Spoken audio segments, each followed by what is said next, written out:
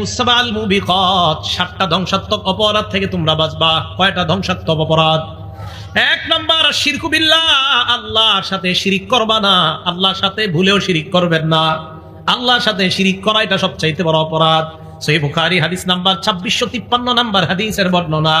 আল্লাহ নবী বলেন, আল কাবাইর, সবচাইতে বড় কবিরা গুনাহ হলো আল ইশরাকু বিল্লাহ, আল্লাহর সাথে শিরিক করা সবচাইতে বড় কবিরা গুনাহ। তাহলে শিরিক করা যাবে না। 1 নাম্বার আল ইশরাকু বিল্লাহ, আল্লাহর সাথে শিরিক করা যাবে না। সহিহ বুখারী হাদিস নাম্বার 7520। আল্লাহ নবীর সাহাবা আব্দুল্লাহ ইবনে মাসউদ প্রশ্ন করলেন, হুজুর সবচাইতে বড় অপরাধ কোনটা?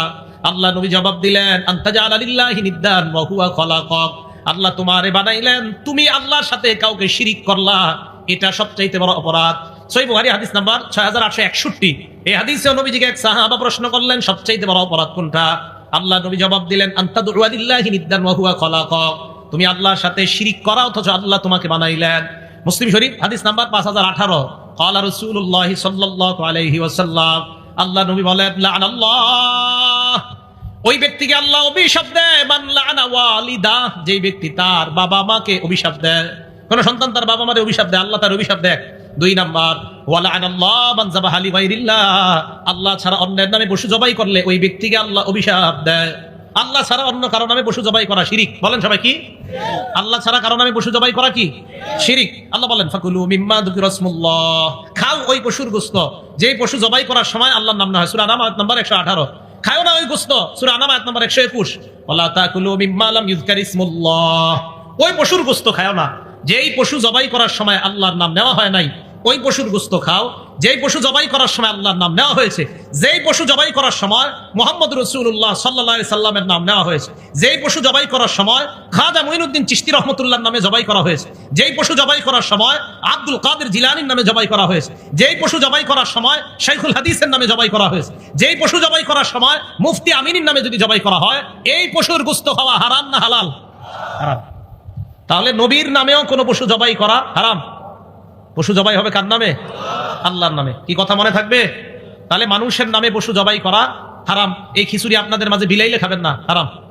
একদম অন্তর মরে যাবে, দিল মরে যাবে, নামাজে মজা পাবেন না, ছেলে সন্তান পড়াশোনা করবে না এগুলারে। এই জন্য মসজিদে মাঝে মাঝে যে মিষ্টিগুলা দেয়, যদি অনেক হালাল মিষ্টি আছে, আমি বলি বাচ্চাদেরকে এটি খাওয়ায় না, খাওয়াইবেন এ পড়াশোনা ভুলে যাবে, এটি বেশি খাওয়ায় না। মরা মানুষের বিরিয়ানি ভাত ছেলেদেরকে খাওয়ায় না, মেয়েদেরকে খাওয়ায় না। জায়েজ না জায়েজের মাসা বলতেছি না, মরা মানুষের খাবার আপনার সন্তানাদিদেরকে খাওয়ায় না। এটা স্কুলে পড়ুক, মাদ্রাসায়, কলেজ, যেখানেই পড়ুক, এগুলা খাইলে দিল মরে, ব্রেন নষ্ট হয়, মেধা নষ্ট হয়, খাওয়ায় না।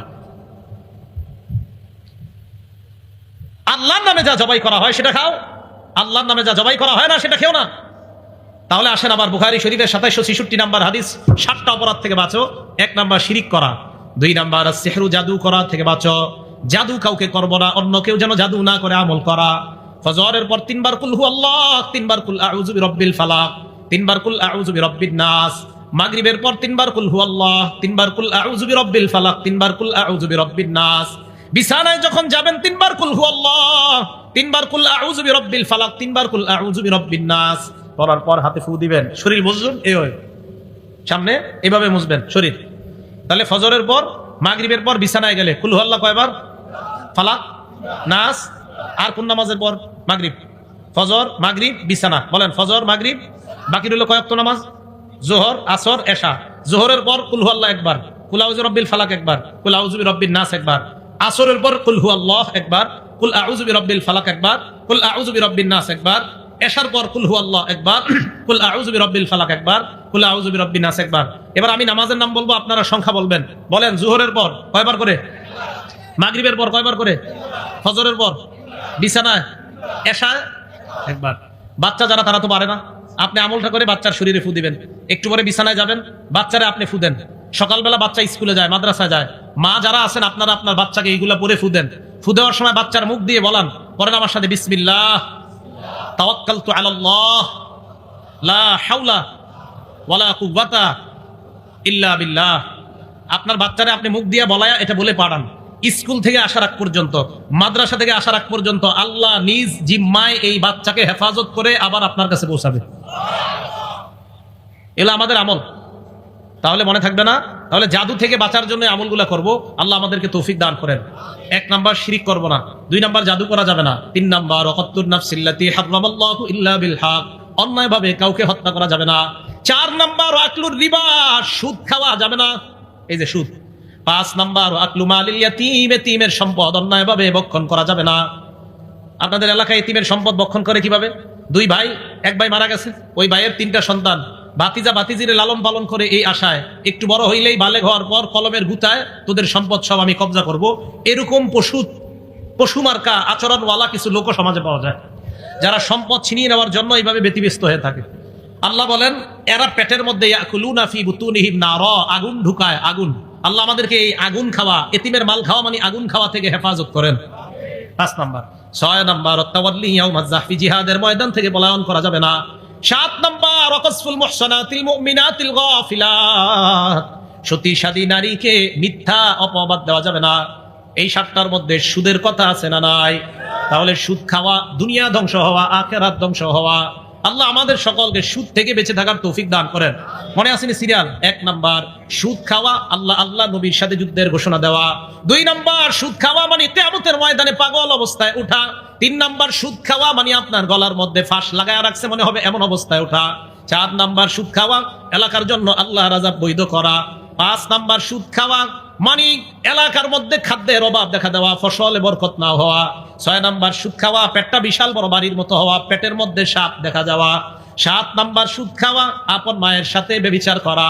8 নাম্বার সুদ খাওয়া মানে আপনার দুনিয়া আখিরাত ধ্বংস করা।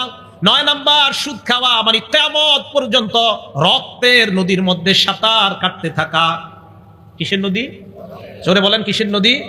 সহিহ বুখারী হাদিস নাম্বার 2085, সহিহ বুখারী হাদিস নাম্বার 7047। 2টা হাদিসে এই কথা আসছে। নবী সাল্লাল্লাহু আলাইহি সাল্লাম ফজরের নামাজ পড়াইছে, পড়ানোর পর সাহাবাদের দিকে ফিরে বসছে। আমাদের এই মসজিদে বসে কিনা? ফজরের পর ইমাম সাহেবরা বসে না? বসে। নবীজি সাহাবাদের দিকে বসলেন, বসার পর সাহাবাদেরকে বললেন তোমরা রাতের বেলা কেউ স্বপ্ন দেখছো কিনা? তো সাহাবারা দেখলে বলতেন, ওই দিন কেউ কিছু বলে না। নবীজি বললেন রাইতুল লাইলাতা রাজুলাইনি আতায়ান, রাতের বেলা 2 ব্যক্তি দেখলাম আমার কাছে আসছে। আসার পর ফাতাসানি, আমাকে জাগ্রত করছে। জাগ্রত করার পর আমাকে বললেন ক্বালা লি ইনতালিক, আমাকে বললেন চলেন। আমি চলতে লাগলাম, চলতে চলতে ইলা আরদিন মুকদ্দাসা, একটা পবিত্র জমিনের কাছে আসলাম।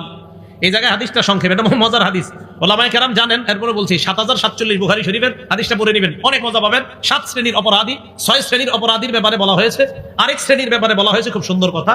তো 7047 পুরো বর্ণনাটা আছে, আর বুখারীর 2085 নম্বর হাদিসের মধ্যে শুধু সুদের অংশটা আছে। তো নবীজি বলেন একটা পবিত্র জমিনের মধ্যে গেলাম, যাইতে যাইতে চলতে লাগলাম, হাত্তা আতাইনা আলা নাহরিম মিন দামিন, একটা রক্তের নদীর কাছে আসলাম। নদীর কাছে আসার পর নদীর মধ্যে তাকায় দেখলাম নদীর মধ্যে এক ব্যক্তি দাঁড়ায় আছে। আরেক ব্যক্তিকে দেখলাম নদীর কিনারায়, যাকে আমি নদীর কিনারায় দেখলাম বাইনা ইয়াদাইহি হিজারা, তার আশেপাশে পাথর আর পাথর দেখলাম। হঠাৎ আমি নদীর মাঝখানের লোকটার দিকে তাকায় দেখলাম ওই লোকটা সাঁতার কেটে নদীর কিনারার দিকে রওনা হয়। যেই মাত্র নদীর কিনারায় যায়, কিনারায় যাওয়ার পর পারে দাঁড়িয়ে থাকা যে লোকটা, ওই লোকটা একটা পাথর নিয়ে তার মুখ বরাবর মারে। ফালকামাহু হাজারা, এই জায়গায় আইসা পাথরটা লাগে।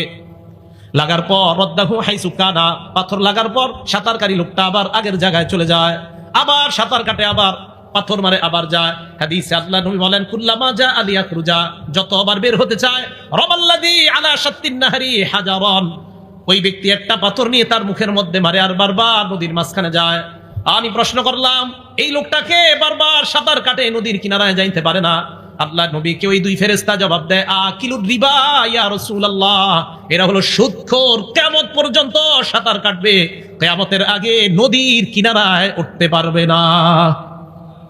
সুদখোর, এ সত্যি কথা, সত্যি আমাদের নবীজি সত্য কথা বলে। আমি আরিফ বিন হাবিব, আমি মিথ্যা কথা বলতে পারি, আমাদের নবীজি মিথ্যা কথা বলেন, আমাদের নবীজি সত্য কথা বলে। আমাদের নবীজি বলছেন যে এইভাবে সুদখোর কিয়ামত পর্যন্ত নদীতে সাঁতার কাটবে। আল্লাহ আমাদেরকে হেফাজত করেন, এই গ্রামের সকলকে আল্লাহ সুদ থেকে হেফাজত করেন, আমাদের পুরো বাংলাদেশ সারা পৃথিবীর মুসলমানদেরকে সুদ থেকে হেফাজত করেন। এই গেল 9 নাম্বার, সুদ খাওয়া মানে রক্তের নদীতে সাঁতার কাটা। 10 নাম্বার, যে ব্যক্তি সুদ খায়, সুদ দেয়, সুদ লেখে, সুদের সাক্ষী দেয়। কয় শ্রেণী বললাম? সুদ খায়, সুদ দেয়, সুদের কারবার লেখে, সুদের সাক্ষী দেয়। এই 4 শ্রেণীর উপর আমাদের নবীজি 24 ঘন্টা অভিশাপ দিতে থাকে। আমাদের নবীজির অভিশাপ 4 শ্রেণীর উপর চলতেই থাকে। দলিল নাসাই শরীফ হাদিস নাম্বার 5103 এবং 5104।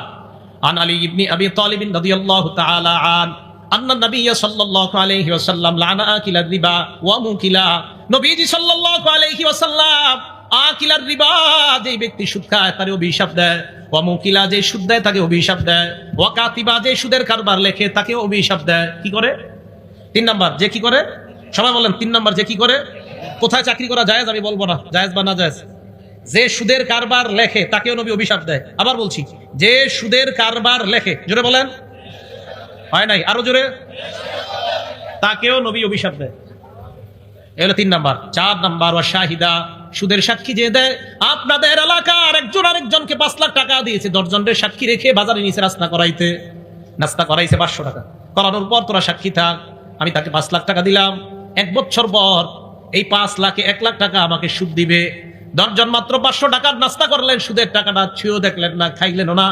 হযরতে আলী বলেন, তাদের উপর তওবা করার আগ পর্যন্ত আল্লাহ নবীর অভিশাপ। সাক্ষী দেয় যে ব্যক্তি সুদের সাক্ষী দেয় তার উপর নবীর অভিশাপ। সুদ খায়েন না, বাপেরা সুদ খায়েন না, আমার চাচারা, বাবারা, ভাইয়েরা সুদ খায়েন না, বন্ধুরা সুদ খায়েন না। এলো 10 নাম্বার। 11 নাম্বার, সামান্য সুদ খাওয়া। বলেন, কি সুদ খাওয়া? সামান্য সুদ খাওয়া। কিতাবের নাম মুসনাদে আহমদ, হাদিস নাম্বার 22,007 নাম্বার হাদিস, 22,007 নাম্বার হাদিস। ক্বালা রাসূলুল্লাহ সাল্লাল্লাহু আলাইহি ওয়াসাল্লাম, আল্লাহ নবী বলেন, দিরহাম রিবান ইয়াকুলুহু রাজুল ওয়া হুয়া ইয়ালাম আশাদ্দু মিন 36 জিনা। সামান্য পরিমাণ সুদ খাওয়া মানে 36 বার জিনা করার চাইতে বড় অপরাধ করা। সামান্য সুদ খাওয়া 36 বার জিনা করার চেয়ে বড় অপরাধ করা, সামান্য সুদ খাওয়া। তাহলে বলেন, কম সুদ বেশি সুদ হালাল না হারাম?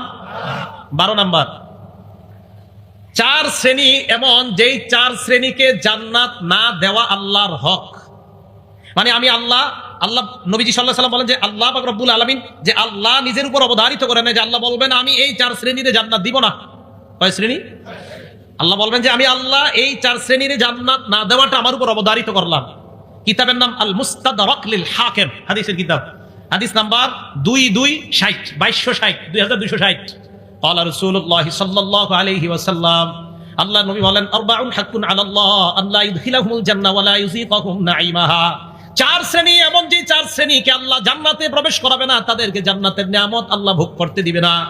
1 নাম্বার, আকিলুর রিবা, যে ব্যক্তি সুদ খায় তাকে আল্লাহ জান্নাত না দেওয়াটাই আল্লাহর হক। বলেন নাউজুবিল্লাহ। 2 নাম্বার, আকিলু মালিল ইয়াতীম, এতিমের সম্পদ অন্যায়ভাবে যে ভক্ষণ করে তাকেও আল্লাহ জান্নাত দিবে না। 3 নাম্বার, মুদমিনুল খাম, মদ পান করা অবস্থায় যে ব্যক্তি মারা যায় ওই ব্যক্তিকে আল্লাহ জান্নাত দিবে না। 4 নাম্বার, ওয়াল আকুলি ওয়ালিদাই, পিতা মাতার নাফরমান সন্তান তাকেও আল্লাহ জান্নাত দিবে না। কয় শ্রেণী? 4।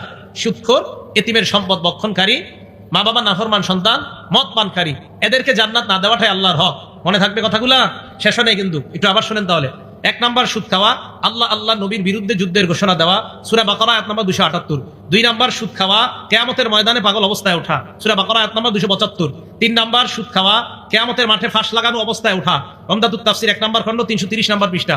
4 নাম্বার, সুদ খাওয়া, এলাকায় আযাব বৈধ করে নেওয়া, কিতাবের নাম আত-তারগীব ওয়াত তারহিব 3 নাম্বার খণ্ড 69 নাম্বার পৃষ্ঠা। 5 নাম্বার, সুদ খাওয়া, এলাকায় দুর্ভিক্ষ লাগা, হাদিস নাম্বার মুসনাদে আহমদ 17,822 নাম্বার হাদিস। 6 নাম্বার, সুদ খাওয়া, আপনার পেটটা বিশাল বড় বাড়ির মতো হওয়া, পেটে সাপ দেখা যাওয়া, ইবনে মাজাহ হাদিস নাম্বার 2273। 7 নাম্বার, সুদ খাওয়া, আপন মায়ের সাথে ব্যভিচার করা, ইবনে মাজাহ হাদিস নাম্বার 2274। 8 নাম্বার, সুদ খাওয়া, আপনার দুনিয়া আখিরাত ধ্বংস করা, বুখারী হাদিস নাম্বার 2766। 9 নাম্বার, সুদ খাওয়া, কিয়ামত পর্যন্ত রক্তের নদীতে সাঁতার কাটা, সহিহ বুখারী হাদিস নাম্বার 2085। 10 নাম্বার, সুদ খাওয়া, সুদ দেওয়া, সুদ লেখা, সুদের সাক্ষী দেওয়া মানে নবীর অভিশাপ গ্রহণ করা, নাসাই হাদিস নাম্বার 5103, 5104।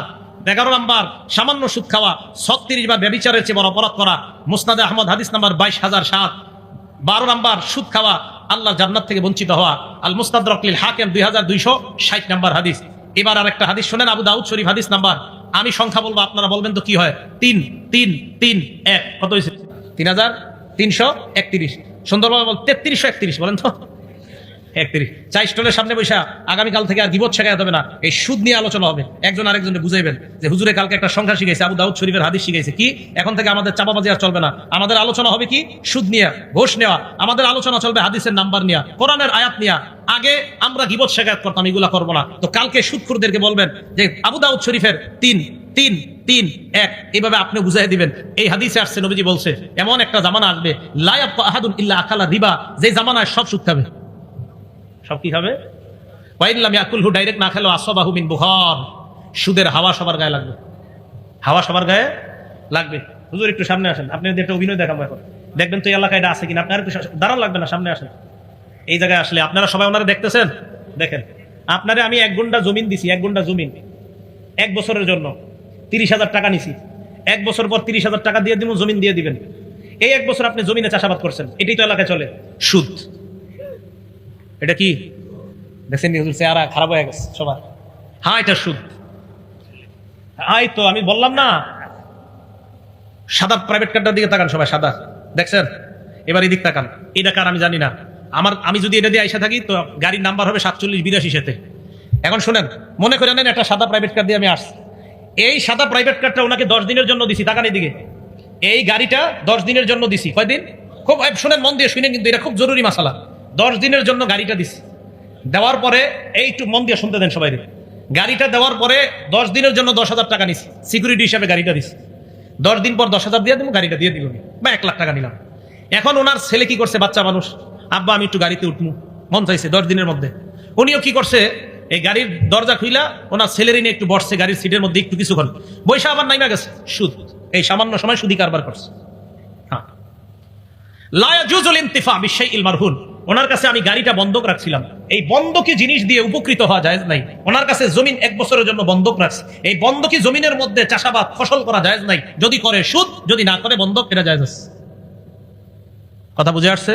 এখন জানি আপনাদের থেকে একটা প্রশ্ন আসতে পারে, অগ্রিম বলে দেখি প্রশ্ন, হুজুর যদি দেওয়ার সময় কিছু টাকা দিয়ে দেয়, দেওয়ার সময় যদি কি দিয়ে দেয়, এটার নাম বাটপারি। বলেন কি জায়েজ নাই? এই কাজই করেন না। হ্যাঁ এটা করেন না।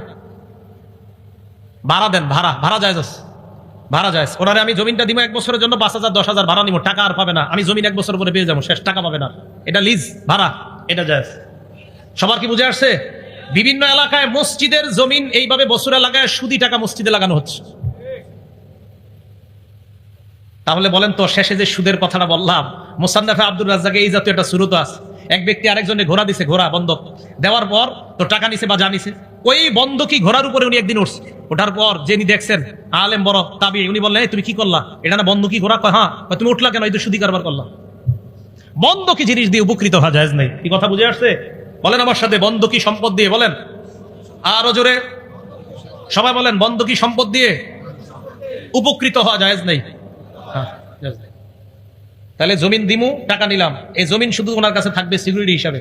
টাকা যদি মেরে দিই এই জন্য থাকবে, চাষাবাদ ফসল কিচ্ছু করবে না, শুধু রেখে দিবে। টাকা দিমু, জমিন দিয়ে দিবে, এটার নাম বন্ধক। কিছু করবে, এটার নাম সুদ।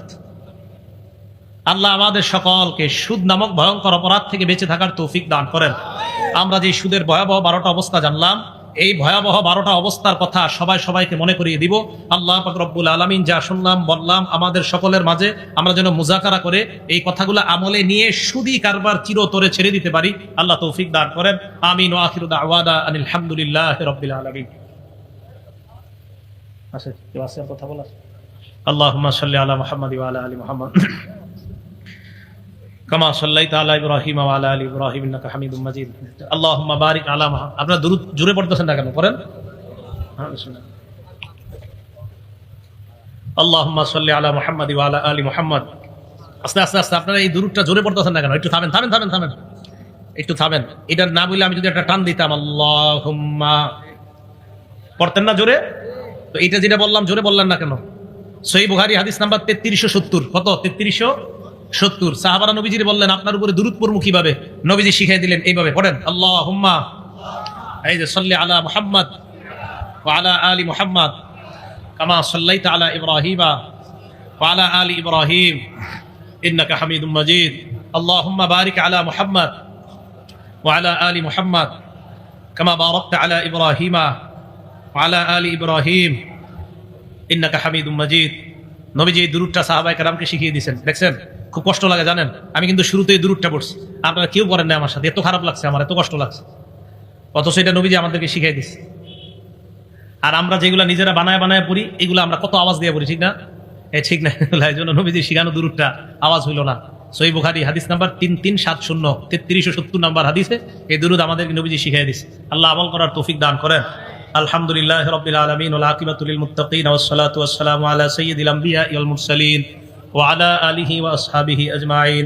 ربنا ظلمنا أنفسنا وإن لم تغفر لنا وترحمنا لنكونن من الخاسرين رب ارحمهما كما ربياني صغيرا মাবুদ মেহেরবান মাওলা আল্লাহ মেহেরবানি করে এই মাহফিলকে আপনি কবুল করে নেন মাবুদ মেহেরবান মাওলা মেহেরবানি করে ভুল ভ্রান্তিগুলো আপনি মাফ করে দেন মাবুদ মেহেরবান মাওলা আমাদের মধ্যে যাদের মা নাই বাবা নাই আত্মীয় স্বজন যারাই কবর আছে আল্লাহ মেহেরবানি করে সকলের কবরগুলা জান্নাতের বাগান বানায় দেন আল্লাহ সুদ নামক অপরাধ থেকে বেঁচে থাকার তৌফিক দান করেন আল্লাহ ঘুষ থেকে বেঁচে থাকার তৌফিক দান করেন আল্লাহ সুদমুক্ত এলাকা গড়ার তৌফিক দান করেন আল্লাহ আমাদের দেশটাকে সুদমুক্ত ঘুষমুক্ত একটা দেশ বানায়া দেন আল্লাহ একটা ইনসাফের দেশ বানায়া দেন আল্লাহ সম্প্রীতি ভালোবাসার দেশ বানায়া দেন সকল প্রকার গজব আযাব থেকে এই দেশকে আপনি হেফাজত করেন করোনা ভাইরাস সহ সকল গজব থেকে এই দেশকে হেফাজত করেন মাবুদ মেহেরবান মাওলা আল্লাহ সমাজের রন্ধ্রে রন্ধ্রে সুদি কারবার ঢুকে গিয়েছে আল্লাহ মেহেরবানি করে এই ভয়ঙ্কর অপরাধ থেকে বেঁচে থাকার তৌফিক দান করেন আল্লাহ বাবা ভাই আত্মীয় স্বজন আল্লাহ সবাই যেন এই সুদের কারবার ছেড়ে দেয় মেহেরবানি করে এই ভয়ঙ্কর অপরাধ থেকে সকলকে বেঁচে থাকার তৌফিক দান করেন আল্লাহ আমাদের দোয়া আপনি কবুল করেন আমরা কম খাবো কম পরিধান করব তবে সেটা যেন হালাল হয় বেশিটা যেন হারাম না হয় আল্লাহ হারাম থেকে বেঁচে থাকার তৌফিক দান করেন আল্লাহ মুসাফির মানুষ ঢাকা আবার রওনা করব মেহেরবানি করে সহি সালেমে নিরাপদে পৌঁছার ব্যবস্থা করে দেন আল্লাহ আমাদের সফরকে আপনি নিরাপদ করে দেন মাবুদ নরসিংদী এলাকার উলামায়ে কেরাম সহ আইম্মায়ে মাসাজিদ সহ সর্বস্তরের জনগণদেরকে নিয়ে হাত তুলছি মাওলা আল্লাহ মেহেরবানি করে আমাদের দোয়া আপনি কবুল করে নেন আল্লাহ এলাকার উলামায়ে কেরাম সকলে যেন কোরআন সুন্নাহর প্রচার আরো বেশি বেশি করতে পারে তৌফিক দান করেন এলাকার সর্বসাধারণদেরকে আলেমদের সাথে আরো বেশি বেশি জুড়ার তৌফিক দান করেন উলামায়ে কেরামের পরামর্শে যেন জীবন পরিচালনা করতে পারে তৌফিক দান করেন আল্লাহ প্রত্যেকটা মসজিদের খতিব ইমামদেরকে আপনি প্রত্যেকটা এলাকার হাদি বানায়া দেন আল্লাহ আমাদের দোয়া আপনি কবুল করেন আল্লাহ আমাদের দোয়া আপনি কবুল করেন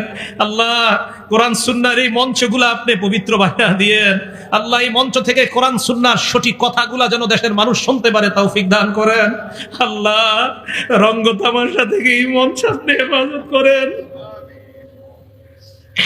আল্লাহ রং তামাশা থেকে এই মঞ্চকে আপনি হেফাজত করেন আমাদের দোয়া আপনি কবুল করে নেন আল্লাহ আমাদের দোয়া আপনি কবুল করেন আল্লাহুম্মা সাল্লি ওয়া সাল্লিম ওয়া বারিক আলা মুহাম্মদ সুবহানা রাব্বিকা রাব্বিল ইজ্জাতি আম্মা ইয়াসিফুন ওয়া সালামুন আলাল মুরসালিন আলহামদুলিল্লাহ।